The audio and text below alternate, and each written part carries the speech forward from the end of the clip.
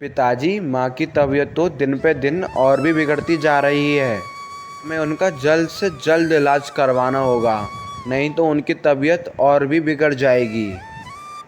फिर रोहन के पिता बहुत ही ज़्यादा उदास हो जाते हैं और रोहन से कहते हैं, बेटा, तुम तो जानते ही हो, पिछली बार डॉक्टर साहब ने कहा था कि इनका जल्द से जल्द ऑपरेशन कराना होगा। इस बीमारी का इलाज सिर्फ ऑपरेशन से ही किया जाएगा और हमारे पास तब इतने पैसे नहीं थे। इसी वजह से हमने तुम्हारी माँ का इलाज नहीं करवाया और ऐसे ही घर लेकर आ गए। फिर रोहन कहता है, पर पिताजी, अगर ऐसे ही चलता रहा तो माँ की तबीयत दिन पे दिन और भी ज़्यादा बिगड़ती जाएगी।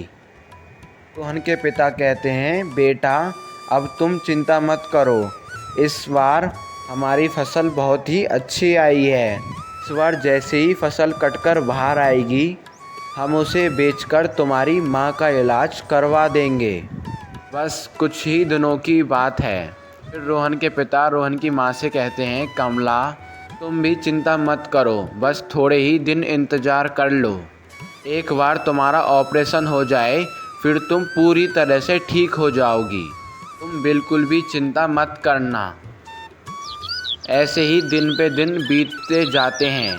कमला की तबीयत और भी ज़्यादा ख़राब होने लगती है और एक दिन कमला की तबीयत बहुत ही ज़्यादा बिगड़ जाती है और उसे फिर अस्पताल लिया जाता है।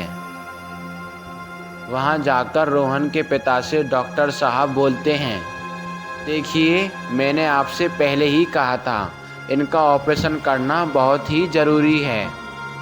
यह सब आपकी लापरवाही की वजह से हो रहा है।